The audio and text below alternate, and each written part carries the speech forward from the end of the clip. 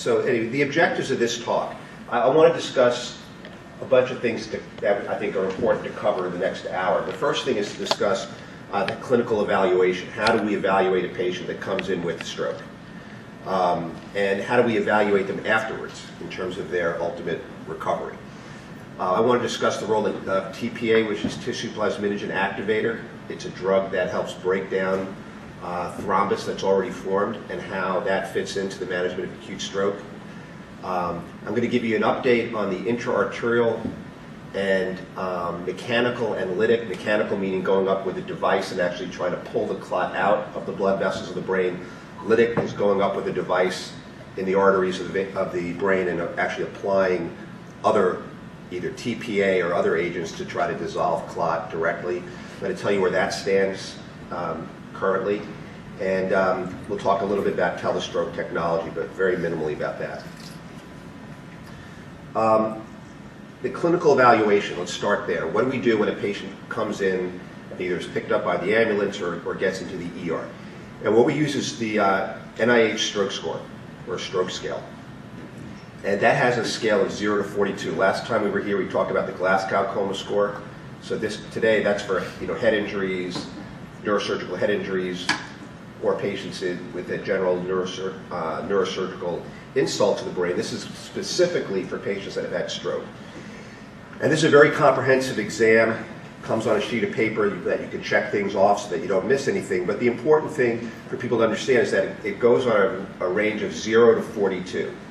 And a 0 in this case, unlike with the Glasgow Coma score, where the lower the scores, the worse you are. So a 3 in a Glasgow Coma score, or a 0 on the 4 score, which we talked about, is very bad. A 0 on the NIH stroke score is very good. That means you have no deficit. Okay. They then break it up. A 1 to 4 is minor stroke, and you may get those 1 to 4 points in different categories to add up to that. A score of 5 to 15 is a moderate stroke. A score of 16 to 20 is a moderate to severe stroke, and anything 21 to 42 is a severe stroke. The stroke score generally is going to be obtained by either an ER physician, a stroke coordinator nurse, or the neurologist. So for the nurses here, the important thing is this is kind of what you'll want to keep in mind, and what kind of patient are you getting. If they say, look, this patient's coming up with an NIH stroke score, came in of 21 to 42, that's going to be a very sick patient, intubated, they're not going to be following commands, they're going to be paralyzed, they're going to need a lot of care, and they're probably not going to do very well. Okay? Score 1 to 4, 5 to 15, those patients may make a very, very successful and independent recovery. So that's how we evaluate patients when they come in. How do we evaluate the effects of what we all do for these patients, whether it's interventional care or just bedside care to nurse them through the event? Well, there are a lot of different ways, but we tend to use the modified ranking scale. And again, you can think of the strokes, all the stroke scales that we use as the lower the number, the better. Head injury, the lower the number, the worse. So again, 0 for this patient has no symptoms. A 6 is dead, and anything from there up is gradually worsening, between needing a little bit of assistance or having a small disability to needing significant assistance, needing to be in a nursing or skilled nursing facility.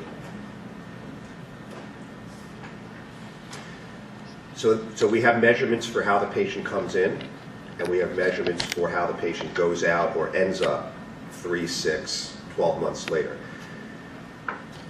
Now we want to do an intervention in between. And whether that intervention we'll talk about is IV TPA, nothing, just keeping their blood pressure up and keeping them well hydrated, or we want to do something more invasive, like putting catheters up and wires and suction devices and try to remove the clot, which we'll talk about. But everything that we do in the angio suite, or everything we do to try to reopen a blood vessel, is judged by 2 things, either the TICI grade flow or the TIMI grade flow. It doesn't really matter which one you use. The TIMI is more for neurosurgical or for neurologic stroke. The TICI was originally used for cardiology cases. It was for judging how well a cardiologist could reopen a coronary artery. And you guys don't need to take notes if you don't want to, only because this is going to be, Melissa's going to have these talks and they'll be loaded on your system if it's easier for you. But again, the important thing in here is that 0 means nothing, no flow. Okay, 3 means basically normal. The vessel looks normal. So we'll do an arteriogram and we'll look at the degree of lack of filling of either through the vessel or of the tissue distal to that vessel, and we'll give it a Ticky grade or a Timmy grade. And what we're trying to do is, no matter how high the score is, we're trying to get it lower. So we're trying to get the vessel open so it looks more like a normal diameter vessel. It's clearing the clot out. And we're trying to get the flow through the vessel as normal as possible in terms of the speed of the contrast, which is the dye, flowing through the vessel. And we also want to see the distal bed, the brain tissue itself, the small vessels being perfused and being perfused well. And the more we can make that follow-up arteriogram look like a normal arteriogram, the lower their Ticky or their Timmy grade. The thing to remember when we talk about this as time goes on is that while you would think that a lower Ticky grade or a lower Timmy grade means the person's going to do better, you're going to reduce the size of the stroke, that's not always true. There are lots of studies that have come out, and we're going to talk about one that just came out in the New England Journal that is fairly important, that shows that not always does the recanalization, does the degree of reopening a blood vessel correlate with patient outcome. And we'll get more into that in a little bit, and that's where the radiologists pre-treatment become very important in telling the neurologist, the neurosurgeon, whether or not this patient is a good candidate for reopening their vessel or not. And I will discuss that in a little bit. So this really is you can't do this alone. This has to be a very, very collaborative effort before, during, and after, between radiologists interpreting CTs and MRIs, neurologists evaluating the patient and judging what their condition is. Do they need treatment? The EMS people trying to determine in the family exactly when the stroke began. Then the interventionalist doing the procedure, and then the prolonged nursing supportive care so that these patients can make a maximal outcome with minimal complications. So what's the bottom line? Sorry about this. My next talk won't do this. But so what's the bottom line of stroke? It's the #1 cause of long-term disability. It ranks number 4. The other day I read something where it was number 3. But number 3 to 4 among all causes of death. 7 million Americans have a stroke. And by 2030, it's going to be about 11 million. Some of that is clearly because people are living longer. So by 2030, we're going to see more people live long enough to have strokes. About 800,000 people have a new stroke each year, and every 4 minutes somebody dies of a stroke. Our goal and our rationale for wanting to do stroke management at this hospital beyond just IV TPA, which is already done, which we'll talk about, is that we want to get patients treated as quickly as possible, because the one thing that we do know is the quicker we get to treat a patient, the better in general the outcomes are for a patient population. So rather than have patients come into the ER, than have to get a helicopter and fly them down to another facility, we want to have the patient stop here and treat it here. Let's talk about IV TPA. And most of you, or many of you, I'm sure, are familiar with this, because IV TPA, intravenous TPA given through an IV when the patient gets to the emergency room, is the only accepted treatment right now for a stroke that occurs within 3 to 4 hours of presentation to the ER. The patient benefits are clear. 30% more likelihood of having minimal or no disability at 3 months if you're treated with IV TPA than if you're not treated with IV TPA or treated with heparin alone. We'll forget about the number of patients to be treated. The bottom thing is very important, the recanalization rate, so the rate of reopening a vessel from being occluded within 24 hours after administration of IV TPA in a patient that you are treating within 4.5 hours of developing stroke symptoms, is 14% for ICA arteries and 44% for MCA arteries. So for the internal carotid artery, 14% of those patients will get reopened, and for the middle cerebral arteries, 44% will be opened. The reason for the difference is generally the clot burden, the amount of clot that travels up to block an internal carotid artery is substantially more than the amount of clot that has to go out to block a middle cerebral artery. And the greater the clot burden, the harder it is to open that vessel up. And that's why the ICA has a lower recanalization rate than the MCA for the same dose of IV TPA that's given. And usually it's somewhere around 21 milligrams. Those numbers look bad, but you got to remember, if you look up again, that that the recanalization rate is much higher for people that are treated with IV TPA. So if you're not treated at all, your recanalization rates are going to be even lower than that 14 and 44%. But our goals are how can we get those numbers higher? And we're going to talk about that with other therapies in a little bit. What's the typical patient that comes in that gets IV TPA? Time of onset is known, and it's within 3 to 4 hours. So grandma's at home, having dinner with the family at 5 o'clock. She looks good, goes upstairs at 8 o'clock. They're watching TV, and all of a sudden she can't talk anymore, or she doesn't understand what you're saying, or she goes plegic.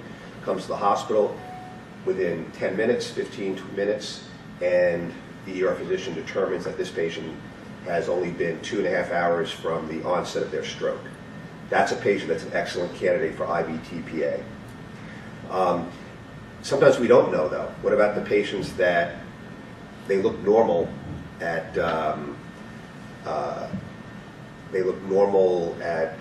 dinner, and they went upstairs and nobody really talked to them, and at 7 o'clock or 8 o'clock at night, somebody goes upstairs and they find them. They didn't see them have the stroke, but they find them with stroke symptoms. For the purposes of whether or not somebody can get IV TPA, at that point it's from their last known time being normal, with the assumption being that they could have, the worst case scenario is they had the stroke immediately upon going upstairs. So you would take the last time you saw them normal, the time that they're not normal, and use that difference. Same thing goes for somebody that wakes up in the morning with a stroke. And there are a lot of people that wake up hemiplegic, unable to speak. They wake up at 8, or somebody wakes up next to them and notices that. The last time they went to bed at 9, and they were normal at that point. The time window there is from 9 o'clock when they were normal to the time when they woke up. It may have only been an hour. Okay, the stroke may have happened at 7 a.m., and they woke up at 8 a.m. and somebody found them like that. But the assumption is the longest period of time. And that's the reason is because for the studies, people wanted to avoid the complications of IV TPA, and they didn't want to give IV TPA to people who had had a stroke for a long period of time because the chances of them then bleeding in their brain was higher. So they want to make it as safe as possible. What we'll talk about in a little bit is how, with contemporary radiologic testing, MR testing, that was not available when these studies were done, or at least not being used, we can really define that much better and try to select out patients that really are eligible for treatment and good candidates for treatment, even though we don't know how long they've had their stroke. This slide just goes to show that basically IV TPA is not a panacea. It doesn't open everybody up. And that's why companies, physicians are trying to figure out what else can we do to open these patients up faster, and trials are ongoing to see what else can we do besides give IV TPA to improve patients' outcomes.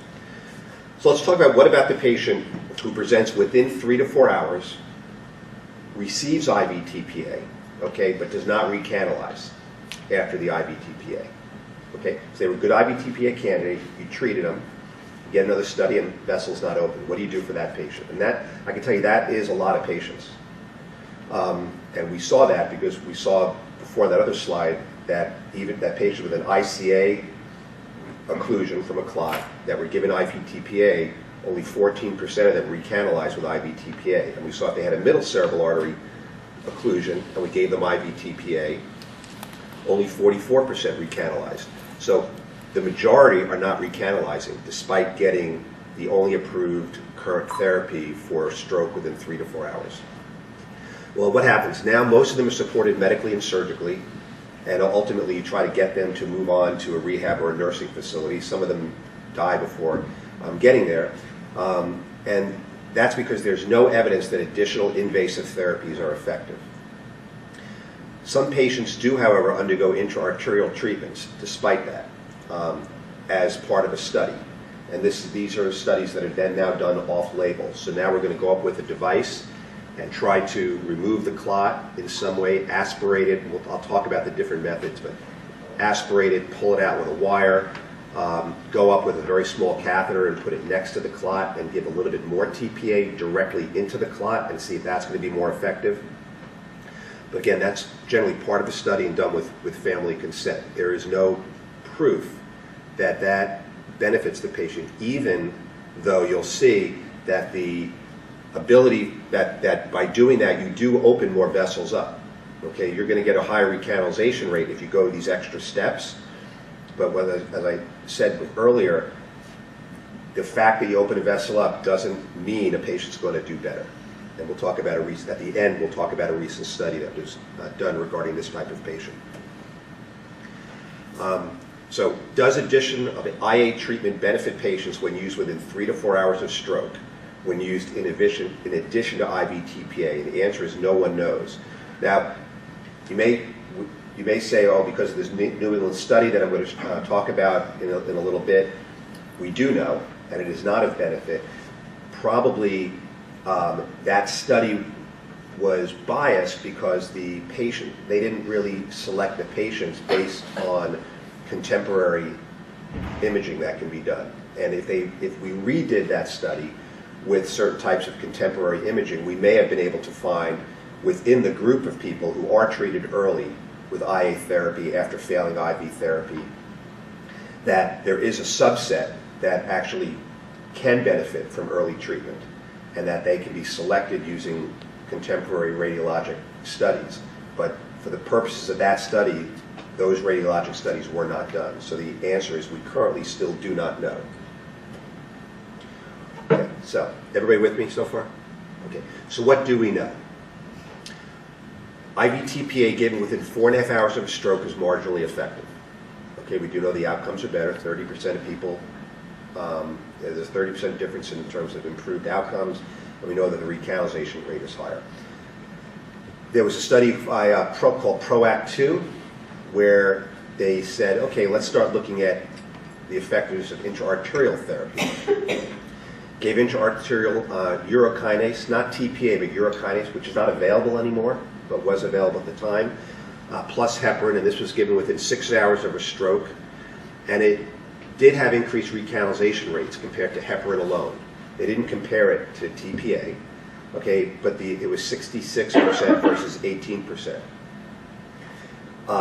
That's important because before we saw that with IV TPA alone, the recanalization rate for middle cerebral artery was 44%.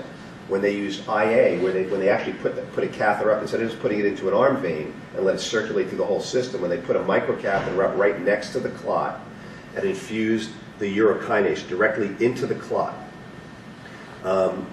they had a 66% recanalization rate of the middle cerebral artery. So that, if you compare study to study, that is better than IV TPA alone. And they did show a trend towards improved outcomes. As I said, urokinase is no longer available for use, so we're only able to use TPA. There was IMS-3, where they gave IV TPA within 3 hours of a stroke, and a thrombectomy device was used. So they gave the IV TPA, and they also went up with a device to try to pull the clot out versus IV TPA alone. In that study, the recanalization rates were higher in the endovascular group, but the clinical outcomes were the same. No difference, okay? And that's our first slide. Let's get into spring. And that's important because that is what has influenced neurologists rightfully to say when somebody comes in early, yeah, I know you can open this vessel up for me, but there's no benefit. This patient's within 3 to 4 hours. I'm just going to give the IV TPA. I may not have a pretty picture when I'm done, but I know that even though you could get me a pretty picture, you're not going to make, if you take all comers at under 3 and 4 hours, you're not going to make their outcomes any better. Now, as I said, with new radiologic testing, we may be able to do that, but currently, as the studies that have been published, we have not been able to prove any additional benefit in the patients that present early. Then there was the synthesis trial where they gave IV TPA, and they showed the outcomes were no different than IV TPA plus IA TPA, when the IA treatment was going to postpone the overall treatment by an hour. So if you were going to wait on giving the IV TPA for an hour while you were waiting for your team to be able to do the IA treatment, there was no benefit. And if you, and in the same frame of mind, if your IV TPA was given, let's say, at 2 hours, okay, in matched patients, okay, but in one set, you then went on and did IA therapy, but an hour later, because you had to get the patient up to the angio suite, it just took time. There was no benefit when the IA therapy was delayed. So either you got the IA therapy done, the intra-arterial therapy done basically around the same time that the IV was done early. If you delayed it by an hour, the benefits were lost. And then again, that again gets to the point that the more time the brain is without blood flow, the less effective your treatments are, even if you could make a really pretty picture in the end. And you also may cause poorer outcomes by causing bleeding in the brain if you reopen a brain that's already dead. We'll talk about that in a little bit. So the next step is, what are we going to do for a patient that does not qualify for IV TPA? And I can tell you this is probably about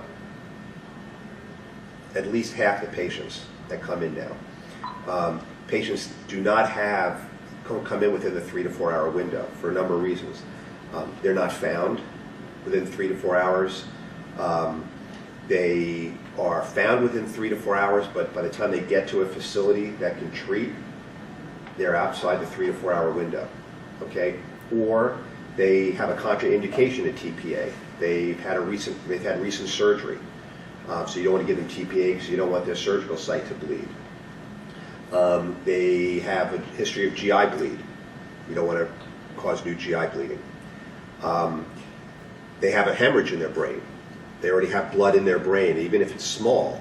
We're not going to give them IV TPA because we don't want to make that hemorrhage larger. Or a patient that has evidence of a very large stroke.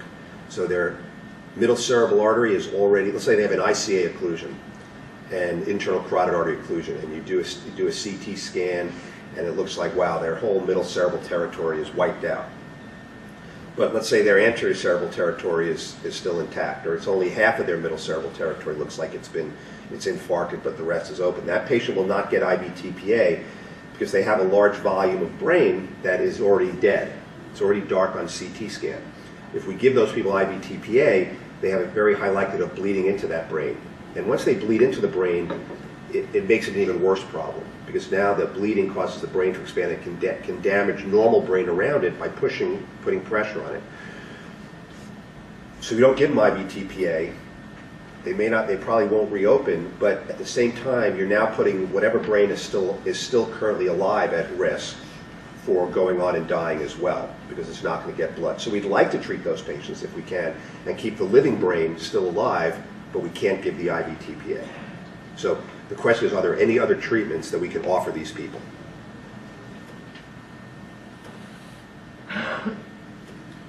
So, I apologize. Case 1. Patient presents early, less than 3 hours, has a contraindication to TPA, recent surgery and a GI bleed. Okay? We talked about that type of patient. Here's a patient, 64-year-old woman, recent history of surgery and a GI bleed, so nobody's going to give her TPA, IV TPA. But she presents within 3 hours of symptoms. Okay, so she's a good candidate for IV TPA in terms of, will IV TPA get her vessel opening. Yes, she would otherwise have a, as we said before, if it was an MCA occlusion, have a 44% chance of getting that vessel open if we gave her IV TPA, but we can't give it to her because we can kill her by giving it to her. Has an NIH score which is moderately severe of 28. We talked about the scores before. Here's her CT scan at presentation. Do it aside from the atrophy that we see in anybody as they get older. We don't see any signs of stroke. Doesn't mean there's not a stroke. Okay, if we did an MRI scan with certain diffusion-weighted imaging, we might see a stroke there. Okay, but the CT scan is not converted yet. CT scan takes longer to show stroke tissue than an MRI scan does. But we go by CT for these stuff to determine whether somebody gets IV TPA because it takes too long in most instances to get an MRI scan, and you'd end up pushing them out of the window just waiting to get the imaging. But this is a great CT scan. Look at it and go, no blood, there's no mass effect, there's no shifting, there's no signs of a stroke anywhere. So now you're like, man, I wish she hadn't had this history because I'd love to give her IV TPA. Here's her arteriogram. I really apologize, it's coming up like this. And we see that here's the internal carotid. We're looking straight on her face, straight at her. Her eyeball would be right here, her left eyeball. The left internal carotid artery, this is the catheter in there. Inject dye, it comes up, goes out here. We can see this area here. This should continue on like this and then up, just as dark as this. See how it doesn't? Some of this is filling. There's some little bit of blood traveling through here to fill the anterior cerebral artery. The middle cerebral artery is not completely filling. It looks like it may be occluded right here as well. Some of it's filling. But there's a large clot right here, and here. Okay? And so we would like to get that open if we can.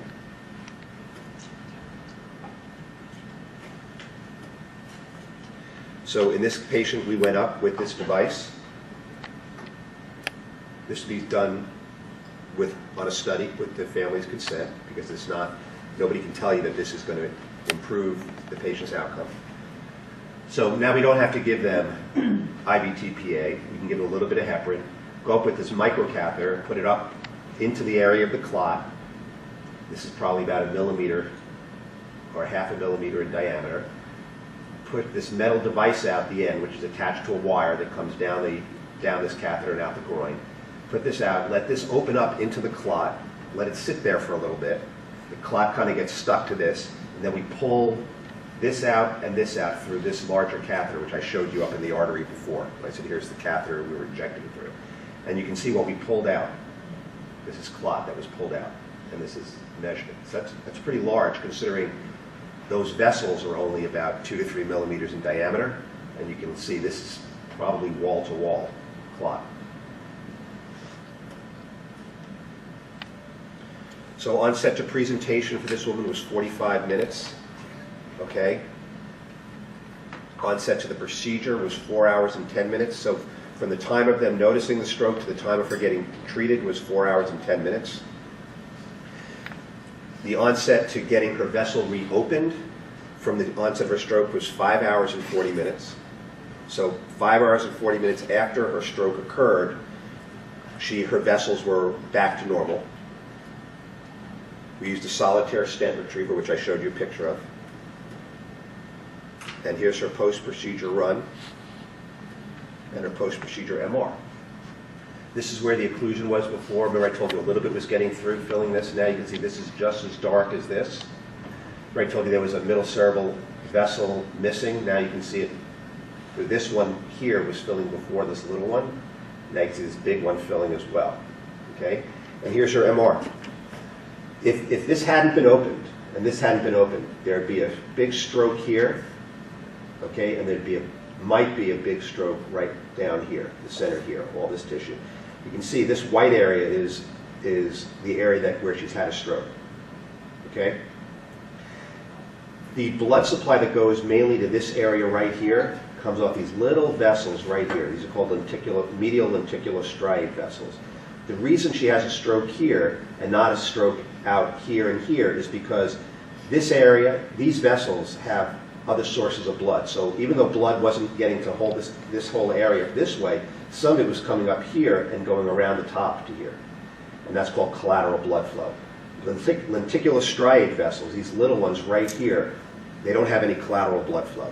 So if we block them off, whereas normally we say, oh, if you get a vessel open within an hour to 3 hours, that tissue's still alive because it's had sort of blood trickling through here, just kind of keeping it going a little bit until you get the blood flow back and it can breathe a sigh of relief. There's not any collateral blood flow for the lenticular striates normally.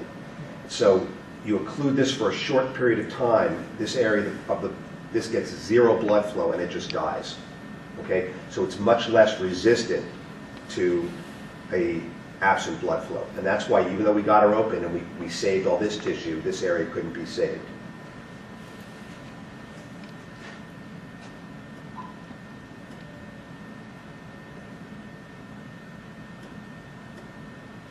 Here's her follow-up. Discharged to rehab. She was ambulating without support. Language comprehension was intact. Sorry. But she did have an expressive aphasia. It was a left side, frontal lobe. But she could say yes and no questions appropriately. She did not have a receptive aphasia, meaning she could understand what people were saying to her, which is really important. I'd rather have somebody leave the hospital with an expressive aphasia as opposed to a receptive aphasia, because if they can't understand what you're saying, then it's very hard to rehab them. You're trying to teach them what to do and tell them what to do, and they don't understand what you're saying. It's like trying to rehab somebody in Russian and all you speak is English. So those patients generally will do better long term. Plus, expressive aphasia tends to recover. It's motor, and it tends to recover more successfully than a dense receptive aphasia. Case 2. Patient presents late, greater than 8 hours. Okay, so now this person's not eligible for TPA, not for the reasons of this other patient, not for reasons of their medical condition, but for reasons that it's just too long. As we said, the TPA is only approved for 3 to 4.5 hours, depending on what your neurologist, how aggressive your neurologist is. 81-year-old woman with an NIH score of 21. So moderate stroke on the NIH stroke score. She's elderly. Last known well 8 hours ago. So this would be the kind of patient that goes to sleep and 8 hours later they wake her up at the nursing home. She was normal when she went to bed. She put herself to bed. Now she has a severe deficit. Could have happened 30 seconds ago, but the assumption is it happened when she was last seen normal, which was 8 hours. Presentation CT scan again. Looks good. No swelling, no edema, no signs of bleeding. Just has some atrophy, which is appropriate for her age, and no signs of an infarct. Infarct again might be there. You'd probably expect at 8 hours, if this was an 8-hour-old stroke, that she would already have an infarct that you saw in a CT scan, but she might not. But generally, you'd expect to see something. So just seeing this, your thoughts are, it probably is not an 8-hour-old stroke. First angio run. This is the internal carotid artery coming up here. This is the external carotid, okay? Internal, nothing. Or almost nothing's coming through here. So she's got an occlusion down in her neck. Probably may have so we don't know if she's occluded up higher as well, but very often people that have an occlusion here that present with a severe stroke also have an occlusion elsewhere. A blood clot breaks off from here and travels up and stops somewhere up here, or the clot is continuous from here all the way up, which is less frequent.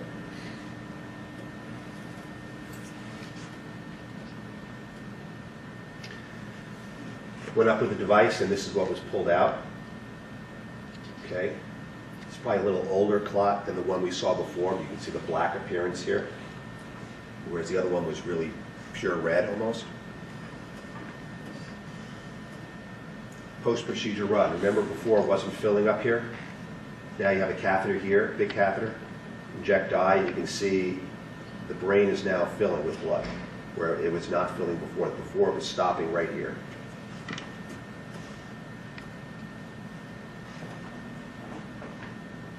Post-procedure MRI scan, very small stroke right here.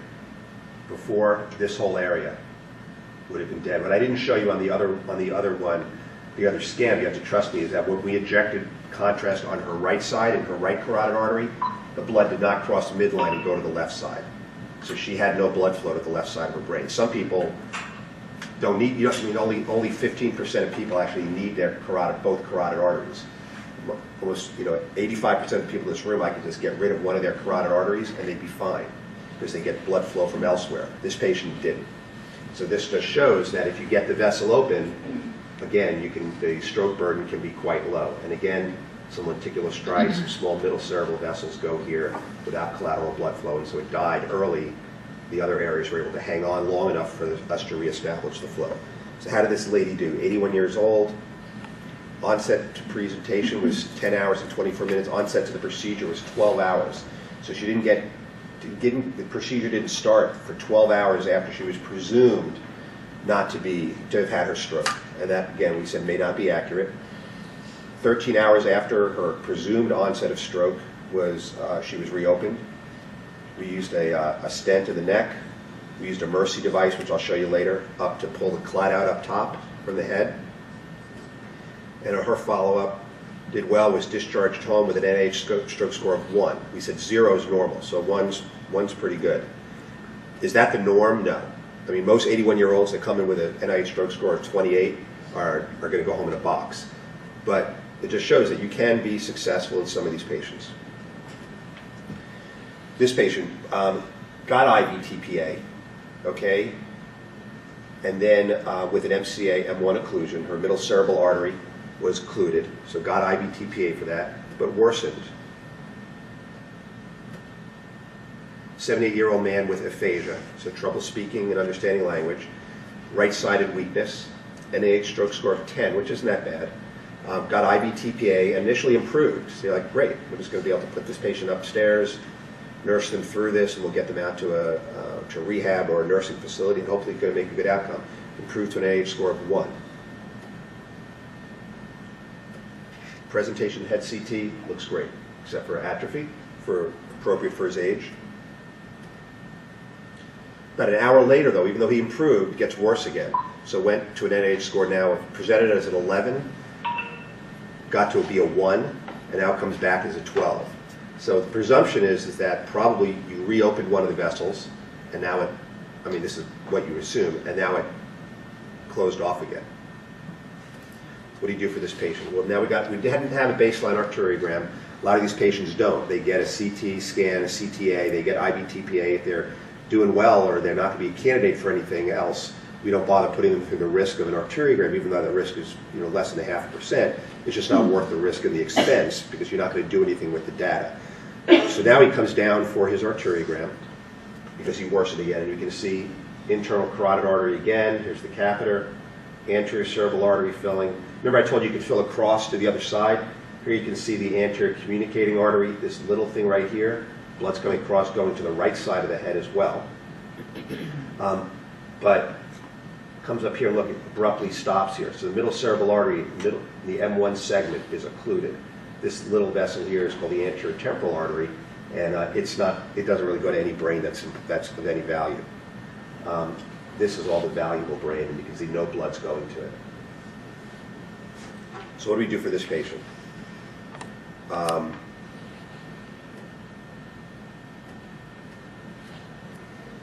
Go up, pull out this clot from the middle cerebral artery.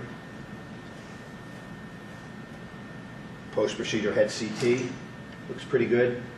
This area right here, see the density is lower than here, it's darker. That's a completed stroke right there. So he has had a stroke. His stroke should be this all the way back to here. All of this should be dead, but just this is dead. And the importance of that, yeah, he's got some dead brain, but his speech area for understanding speech is here.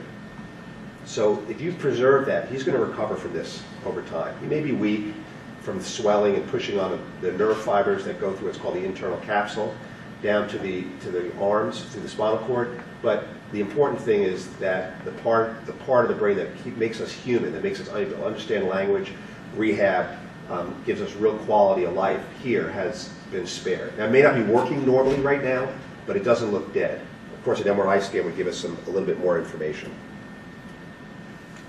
Onset to presentation was 1 hour and 45 minutes. Onset to the procedure was 4 hours and 30 minutes because we said he got the TPA first, so he didn't have a procedure until he worsened again. He was revascularized. It was reopened at 5 hours and 10 minutes. Used a Mri device, which I'll show you. And then follow-up, discharge to rehab, ambulating without support. And as I said, his comprehension was intact because the part of the brain that allows us to understand speech, in 98% of us, whether we're right-handed or left-handed, the left temporal lobe, posterior temporal lobe, Wernicke's area, was spared.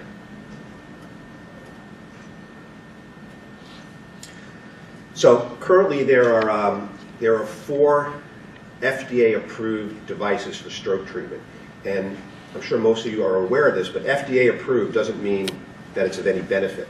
Only thing FDA-approved, when you hear on TV, oh, this device is FDA-approved for getting rid of wrinkles on your arms. All it means is it's not going to hurt you. Okay, so the FDA approves it. Doesn't mean it's good. FDA has nothing to do with proving efficacy. Okay. The important thing about FDA approval is that once something gets FDA approval, a physician it's approved for a certain reason. It's approved for, and generally the companies will use somewhat narrow criteria, because the narrower the criteria, the easier it is for them to get something FDA approved. They don't have to prove as much. So this is FDA approved for people over the age of 50 with a wart on their left hand. Okay, that's FDA approved. Now they can sell it to you for that specific use. But as a physician, you can use it for anything you want, and that's called off-label use. The company can't tell you, can't advertise it to be used for that, they can't talk to you about it to be used for that, but they can sell it to you, and you're free to use it for anything you want. So many of these devices are either being used as part of studies or being used off-label. And that's at the physician's discretion after talking with the family or putting it on a study. So there are 4 FDA-approved devices. The Mri device, which was approved in 2004. I'm going to show you these. The Penumbra device, which is a suction device that goes up and sucks clot out of somebody like a Hoover. That was approved in 2008. And then the Solitaire and the Trevo devices, which basically look like the kind of stents that you put up in the heart. These are stents that are made for the brain, but they're not stents that are meant to be left in the head.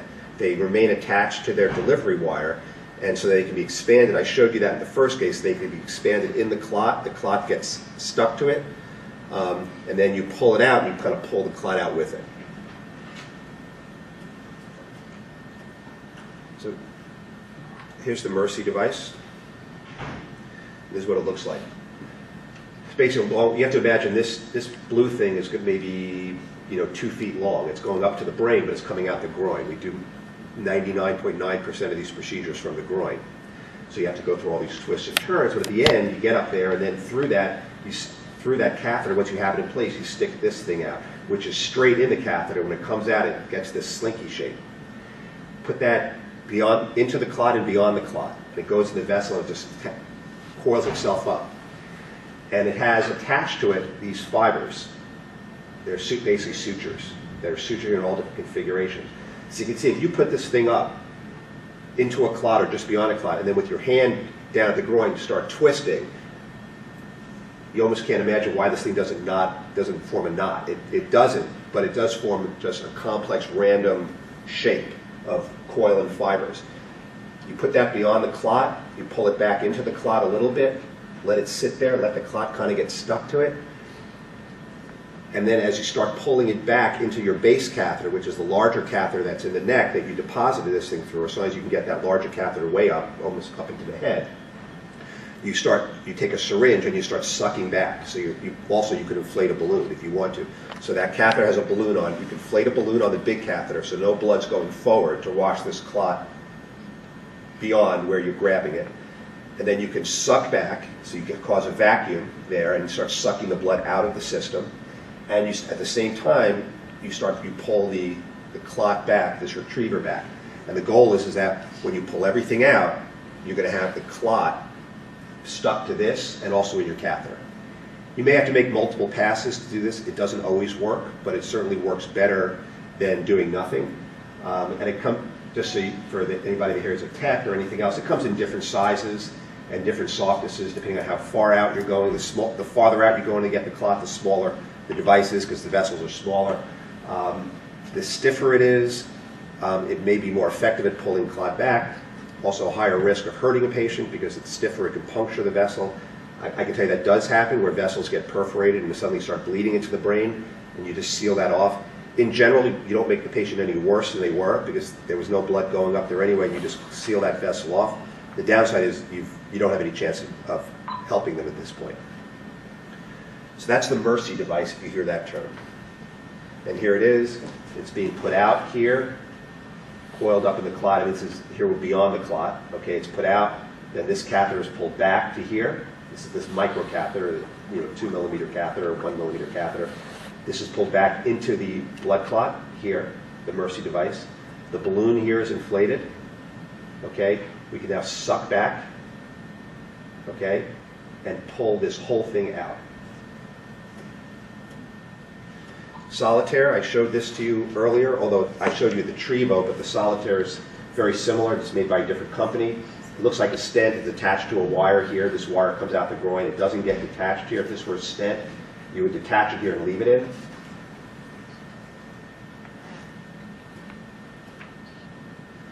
I showed you how that worked, where you expanded it into the clot. Clot got stuck, you pulled it back. You can use that with or without a balloon, with or without suction. Penumbra, this is a device that's meant specifically to be a vacuum. It works like a vacuum cleaner. You go up with the small catheter. This would be smaller than 2 millimeters. This would be about 2 millimeters or a little bit smaller than 2 millimeters in diameter. This is 2 to 3 millimeters in diameter. This is greater than 3 for a vessel greater than 3 millimeters in diameter. This would be a 3 millimeter catheter in diameter. Depending on what vessel you want to go out to, you choose your size. You go out, you put the wire out. The wire that you put out has this little bulb on it. That's part of it. You put that through the clot and you kind of move it back and forth to kind of macerate the clot. Because it's going to be hard to suck out with the kind of suction that this thing can apply. It's a small catheter that you're sucking through in this case. Hard to suck a big clot into that. So the point of this is you inflated a balloon, so there's no blood going this way. You go up, you break the clot up into smaller pieces. Okay? And while you're doing that, you apply suction through this catheter and clean up those pieces and suck them back. Okay? This is just showing you where you would use the different size catheters. This is the suction device. And I can tell you that in my experience, that device doesn't work great. It does work. We tend to use suction a lot, but we tend to use suction just by putting a catheter up. It's bigger than this one. It's called a DAC catheter. It can be almost the size of the vessel you're going into. So if you have a 3 millimeter vessel in the head, you can actually put this DAC catheter up that's almost the size of that vessel. You can push it through the clot to kind of open the vessel up a little bit, pull back, and then suction through that big catheter. And you can really get a lot of suction on just by hand, and then pull the catheter out as you're doing it. And we have found that is the most effective way to actually suction, aspirate clot out of the blood vessels of the brain. That's cheap and easy. It's not FDA approved because it's not a device. It's just a catheter. So why do we focus on the degree of post-therapy recanalization, the TIMI or TICI that I told you about before? And that's because there's a trend for the better the recanalization, the lower the MRI infarct volume. And this just shows you here. My talk's a little over because we started late. I apologize. Here you see TICI 0, which was complete. Which was no flow, versus TICI 3, which is great flow, pretty much normal. Okay, and you can see that the greater the flow that we reestablish after an occlusion. So this is more flow because this is a more open patient. So if we get to TICI 3, which is high flow, normal, we have, I'm the other way around. TICI 0, okay, we have higher infarct volumes, okay? So for no flow, we have a very high infarct volume here, okay? For very good flow, we have a very low infarct volume on MRI scan. So we think that we should aim to get the vessels open because when you do an MRI later, we have less stroke seen on the MR when we have the vessel open more. Okay, what studies are available to look at the efficacy of thrombolytic therapy and embolectomy therapy? We showed before, we talked about the PROACT study. I'm not going to go through the details of that. There's a MELT study that shows there's a SWIFT trial. This is where they compared Solitaire to Mercy. This is important because many of these studies were done with just the Mercy device. Now this new device came out, the Solitaire device, which is the stent. And the interesting thing is it did show that the Solitaire, the stent devices that we put up to pull the clot out, are more effective than the first generation devices, which were the Mercy devices. So we think that what the companies are coming out with now are better, and we hope that as newer iterations come out, newer devices come out, they'll be even more successful at opening vessels up. So what do we know? IV TPA improves clinical outcomes. We've already talked about that. The sooner and more completely the artery is recanalized, the higher the chances of a good outcome, and in general, the smaller the stroke volume. IA treatment, we showed that with, we know that IA TPA, and it's one of those studies that I just kind of blew through for time purposes. IA TPA does provide higher recanalization rates than IV TPA alone. We don't know, though, if the clinical outcomes are any better. We do know that IA treatment takes longer to initiate than IV TPA. So that's why if somebody comes in 3 or 4 hours, the first choice is going to be IV TPA, because anybody can give it. It can be given at another hospital, as long as a neurologist here through telemedicine tells somebody to give it. It can be given by an ambulance if you want to, so we can initiate that because it doesn't take a lot of skill to do it. And then the patient can be transported for further evaluation. What don't we know? Who benefits from the treatment? I'm going to touch on that in a second. Does IA therapy improve overall outcomes compared to IV? We don't know that yet. And how do we select patients that can benefit or that can benefit from stroke therapy? And how do we determine when a patient is a candidate for therapy without relying on this crude thing of when did you last see somebody being normal? Because as we know, that can be fraught with inaccuracies.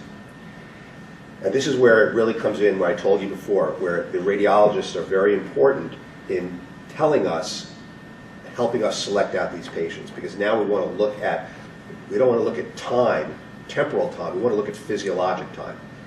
How long has the brain, has there been dead brain there? How long has this insult, or has this insult been there long enough that this patient's brain hasn't managed to survive? And I can tell you there are some patients who can have a stroke and within 1 hour have a lot of dead brain. And there can be some patients that can have a stroke and 12 hours later with the same deficits. Okay, they'll both be hemiplegic.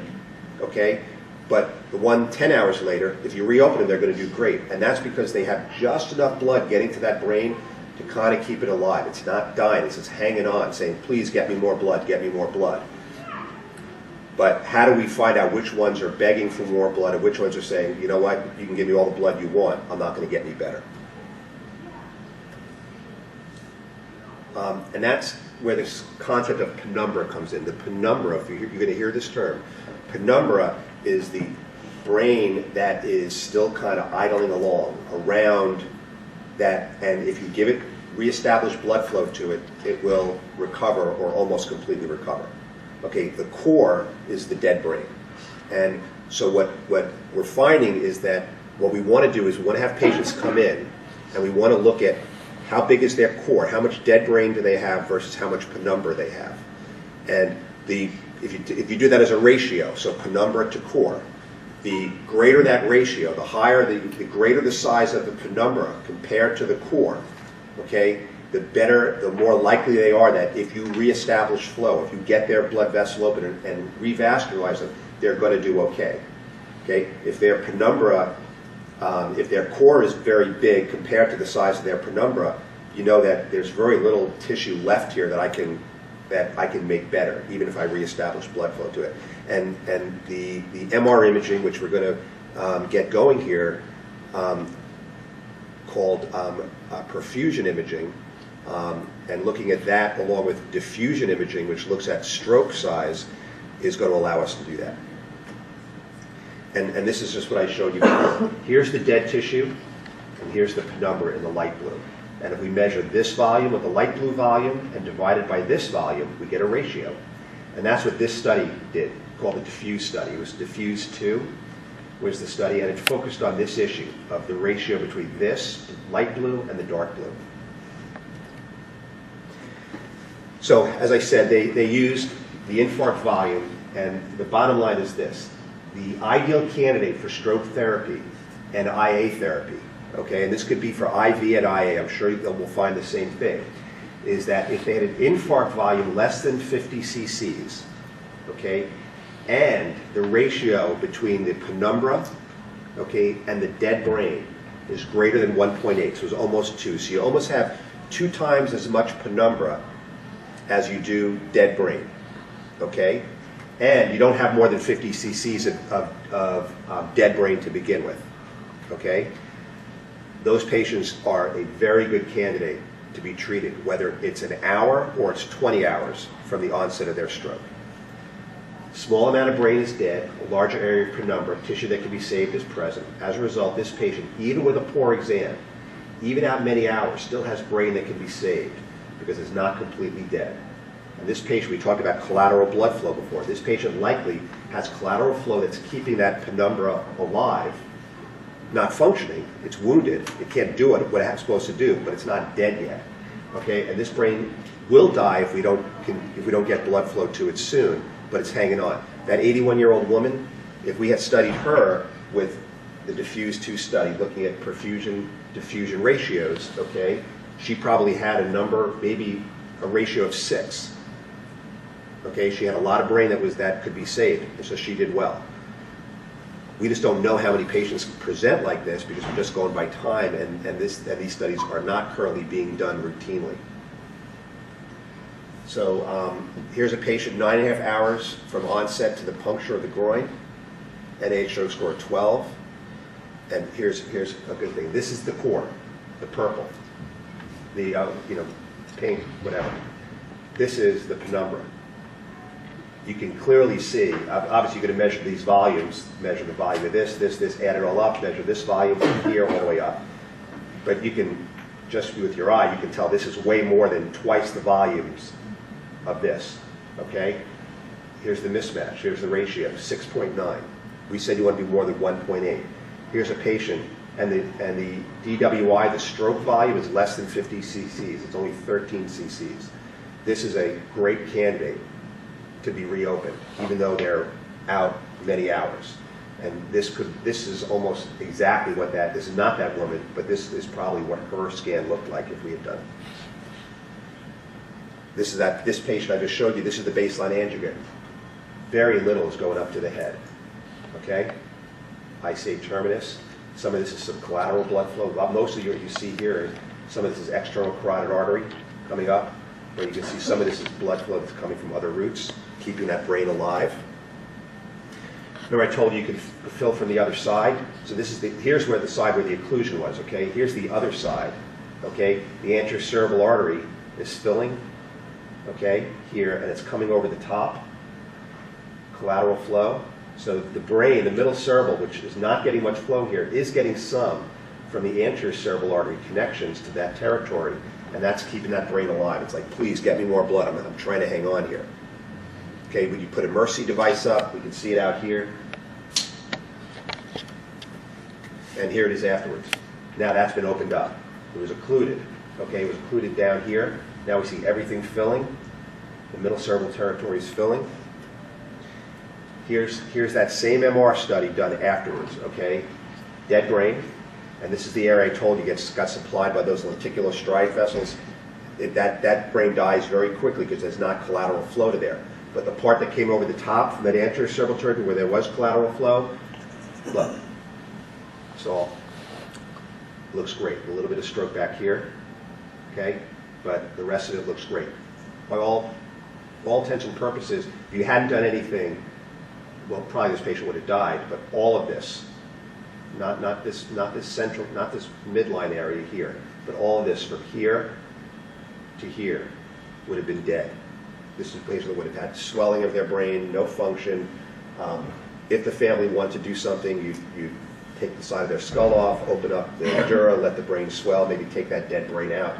They're not going to make a functional recovery. They're the kind of family you say, look, we can do something for you to maybe let them survive, but they're going to be in a skilled nursing facility the rest of their life. 2010, the use of endovascular therapy is increasing. The numbers are growing. And in conclusion, IVTPA is the only FDA-approved treatment within 3 to 4 hours. endovascular therapy is a potential candidate if we can select the patients. It's still unknown, but I think from that MR study, MR rescue study that I showed you, it's going to be more and more useful to give us better selection for earlier treatment or late treatment. And we really need to move towards physiologic, not time. Faster treatment, better patient selection, telestroke, which allows patients remotely to at least get IV TPA, but a neurologist can evaluate them.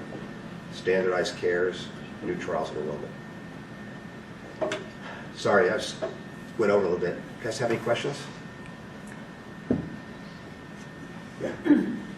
When would this perfusion MRI be performed? Would it be after the ER when you present in there instead of the CT, or after? We could do CT perfusion also, but you wouldn't right now. You wouldn't use this for a patient that is 3 to 4 hours in, because you don't want to waste that time. You want to give them the IV.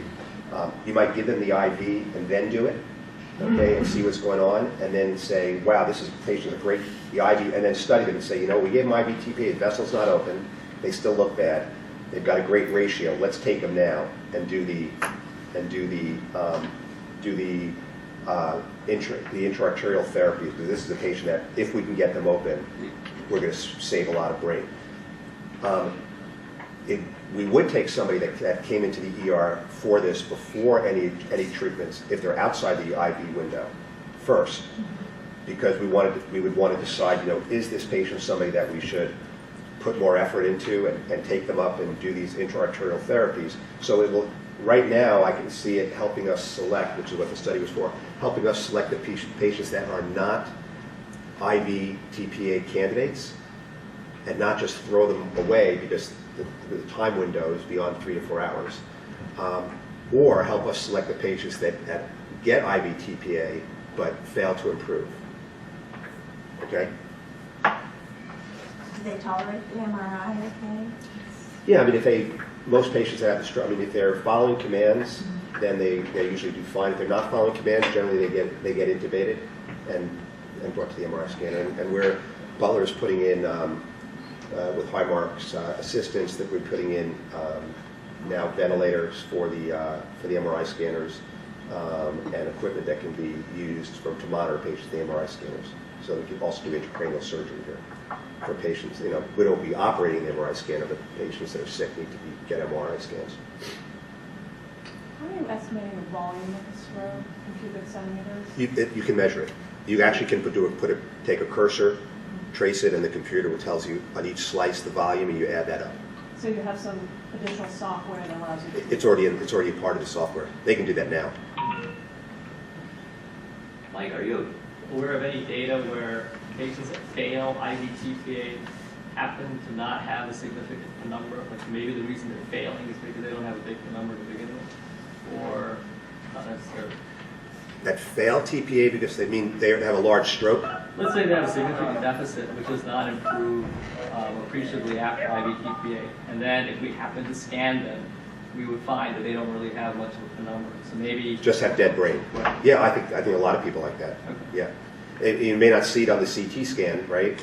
Next day you'll see it, but if you took those patients over afterwards, and that would be an example of this. I don't know what the MR rescue study showed, but if their data may be in that paper, I don't remember. But presumably, if we took patients that got IV TPA in the window and then said, okay, now they can either be on the floor or they can be in the MRI scanner, it doesn't matter, and we took them over, then you'd probably answer that question because you could see what their stroke volume was, what their penumbra was, and you could follow their outcomes and say, but aside from doing that, I'm sure there is information out there. I just don't know it. What's your projection for the number of patients who will receive the intraarterial treatments in this area, in this hospital? I honestly don't know. I hope it's a lot. I can tell you that we would get a lot of patients from Butler coming down to Presby for IA treatment. And I think between getting that to stop and stopping the patients here and having them get treated here. And also, when something becomes available and the community knows about it, people start thinking about doing it more rather than, not necessarily, not in this hospital, if they come in, they're going to get assessed by 2 really good neurologists who are going to determine where they need to go.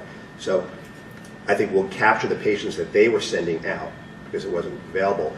I think the goal is to capture the patients north of here that are sitting in an ER and not getting anything. And they'll say, you know what, we need to send this patient down to Butler to be evaluated because they can do other things. And it's all awareness. Yes, sir. That case 3 patient that you had deteriorated after IV TPA, do you take the time to do any type of imaging in between that, or do you assume he re-occluded and go straight to IA? Yeah, no, those patients usually would have had, I don't remember what this patient had, but usually those patients may have had a CTA beforehand, and then they may go back and get a follow-up CTA afterwards to show that it's still occluded. They may not go over after the treatment to get it, but they may get when they worsen again. Right, when they worsen. Then you do it, and you assume that and see that it's occluded, and assume that it opened and now it's re-occluded. And that doesn't have to be the story, and maybe it never opened and there was some collateral flow for a while that then shut down, or they had a fluctuation of their blood pressure or something that shut them down.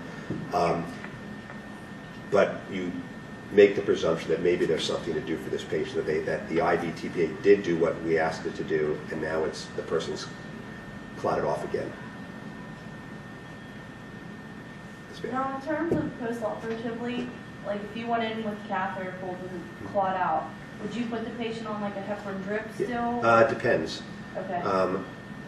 If they didn't have TPA, they would be on a heparin drip. If they did get TPA, then they're generally not put on heparin at that point because we don't want to have too much blood thinner on there. There's still dead brain there that you could bleed into, or they're put on a very, very low dose of heparin, almost subtherapeutic, not even checking PTs. You'll find a lot of patients that we do stuff to endovascularly following an endovascular procedure. We may send them up for 24 hours on like 500 units an hour of heparin. They're fully heparinized during the procedures. Not necessarily, if they've gotten TPA, they're not fully heparinized, but for other things, I'll show you the aneurysms next. But we'll send them upstairs for 24 hours on 500 units of heparin an hour and not even checking PTs. Dr. Reef? Long term, successfully do your IA procedure. Are you sending home an aspirin, Plavix, combination, Agrinox, what? Combinations. I mean, almost everybody gets sent out on aspirin. They may or may not go out on Plavix. Very few go out on the Agrinox. Okay. So let me ask you a question. So you get the CT perfusion and you see that they have a large core, and maybe they have very little penumbra. It's maybe a big dead space. It's maybe greater than 50 cc. So, I mean, does that influence you as far as maybe taking them to the OR for decompressive craniotomy, or would you just wait for them to be more symptomatic for like brain swelling? Yeah, you wait for them to, well, we wouldn't do a decompressive craniotomy unless they already show signs of mass effect. Or if it's somebody really, except for somebody that's young, if somebody's 40 or younger and they have a big stroke there, and this is going to, 2 days from now they're going to get worse, and you're going to have to do it. Then sometimes we'll take them prophylactically and do a decompressive craniotomy, let them swell. It's a low risk procedure because people do better if they don't get another neurologic insult. So you don't want them to show signs of herniation. But in older people, number one, usually is a disease in general of older people. They already have brain atrophy, so they can tolerate stroke and swelling. Not all of them can. But in general, we'll just wait and see what they need. And if their exam gets any worse, that's why we talked 2 weeks ago about the importance of the neurologic exam. If they lose a point on their Glasgow Coma score or their 4 score, that's really, it seems like, they just went from an 8 to a 7. Well, it's a big difference, and that means that they're probably going to go to a 4 to a 3 from a 4 to a 3. if you don't do anything. But we might we can get mannitol, and we might give them some mannitol, 3% saline, try to nurse them through medically if possible. But the younger patients might go for prophylactic craniotomies.